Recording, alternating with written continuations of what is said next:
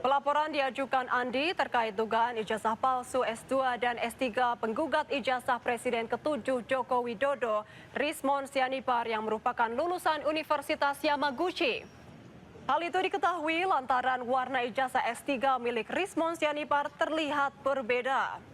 Andi menyebut kasus ini sebagai maling teriak maling.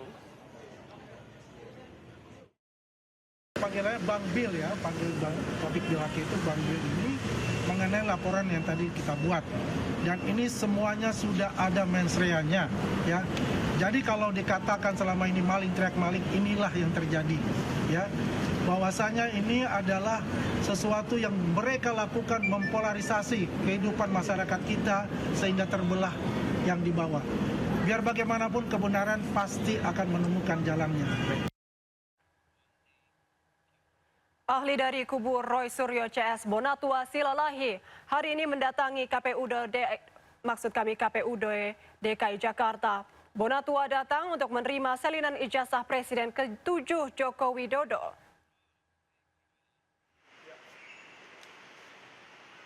Bonatua menerima salinan ijazah Jokowi yang diserahkan ke KPUD saat mencalonkan diri menjadi Gubernur DKI Jakarta pada 2012 lalu. Permintaan penyerahan salinan ijazah Jokowi ini telah dikabulkan oleh Komisi Informasi Pusat yang menyatakan dokumen tersebut sifatnya terbuka. Sebelumnya, Komisi Pemilihan Umum Pusat juga sudah memberikan salinan ijazah Jokowi tahun 2014 dan 2019 yang digunakan untuk mencalonkan diri saat Pilpres lalu. Nantinya KPU Solo juga diminta untuk menyerahkan salinan ijazah Jokowi saat mencalonkan diri menjadi wali kota Solo. Setelah terkumpul, nantinya Bonatua akan kembali menguji keaslian dan kecocokan salinan ijazah tersebut. Dan ini adalah yang dikasih adalah ijazah Bapak Gubernur tahun 2012 yang kebetulan adalah Bapak Joko Widodo. Ya, ini yang ini. Jadi dengan begitu yang spesimen untuk Jakarta sudah lengkap. Memang di sini konsisten ya. Satu yang konsisten yaitu tidak ada tanggalnya.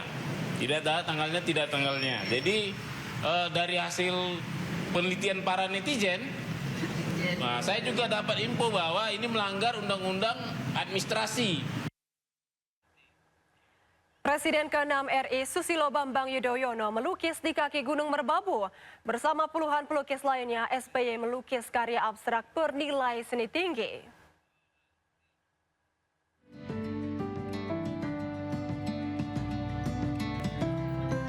Presiden ke-6 Republik Indonesia Susilo Bambang Yudhoyono asyik melukis di kaki Gunung Merbabu, Magelang, Jawa Tengah.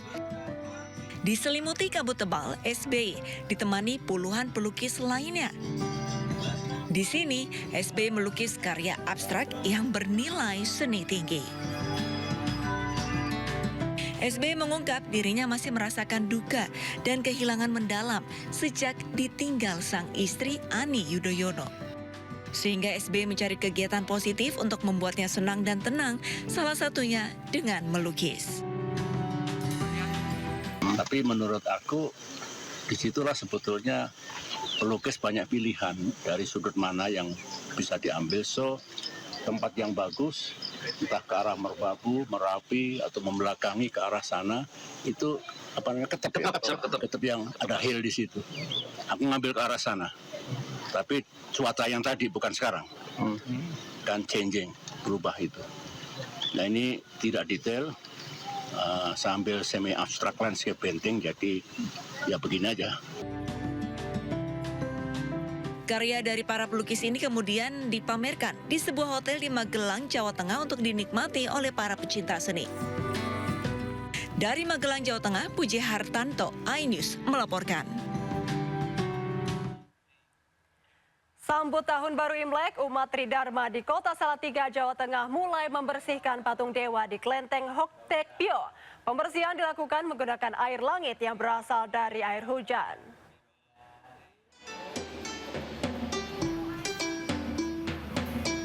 Sejumlah persiapan mulai dilakukan umat Tridharma di Kota Salatiga, Jawa Tengah dalam rangka menyambut Tahun Baru Imlek 2577 Kongzili.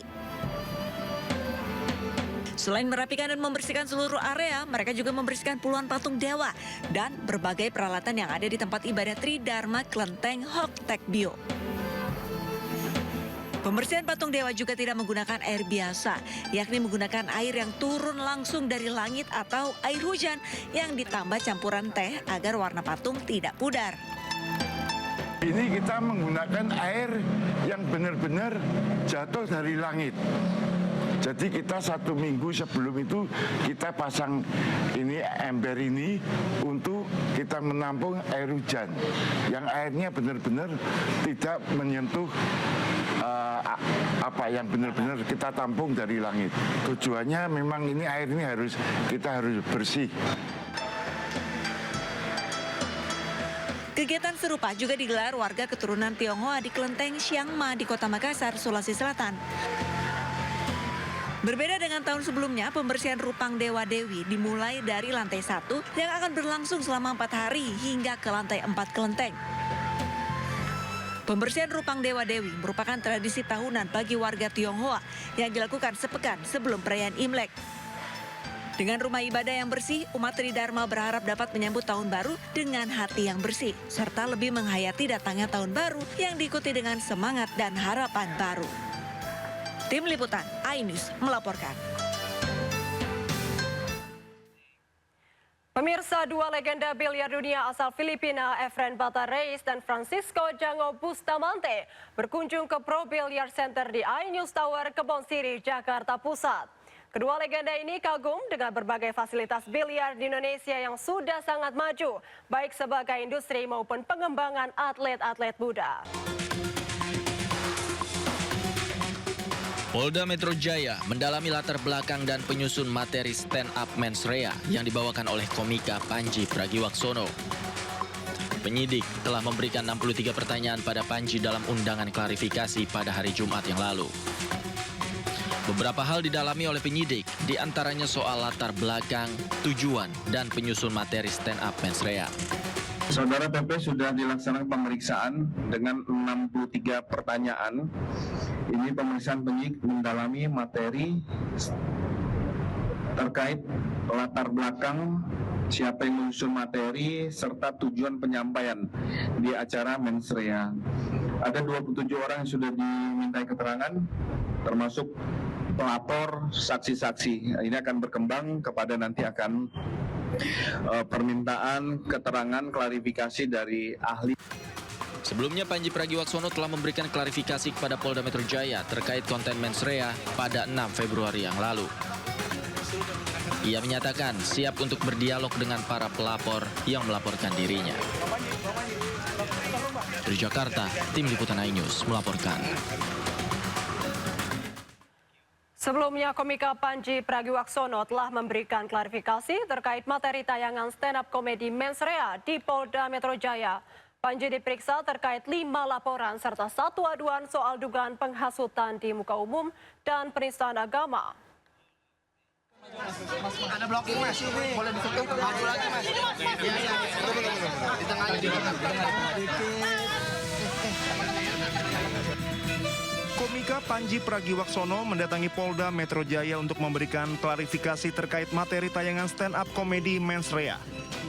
Pemanggilan Panji terkait 5 laporan serta 1 aduan soal dugaan penghasutan di muka umum dan penistaan agama yang dinilai pelapor dapat membuat gaduh serta menimbulkan perpecahan. Termasuk dari dari 5 laporan polisi dan 1 pengaduan. Jadi total kita gabungkan dalam pemanggilan untuk mengingat bahwa objek yang dilaporkan juga sama dalam kegiatan di mensrea. Panji diperiksa selama hampir 8 jam dengan 63 pertanyaan dari petugas. Panji menyebut dirinya tidak merasa telah melakukan penistaan agama dalam kontennya di mensrea. Ya, saya tadi menjalani prosesnya, saya coba untuk jawab pertanyaan dari polisi sebaik mungkin. Saya ada pada posisi tidak merasa melakukan penistaan agama. Jadi prosesnya tadi jalan dengan cukup lancar, pertanyaannya terjawab dan ya kita ikutin prosesnya aja. Panji. Dalam keterangannya, penasihat hukum Panji, Haris Azhar menyebut petugas menunjukkan potongan video Panji dalam mens rea saat pemeriksaan untuk menyelidiki terkait laporan yang diajukan kepada Panji.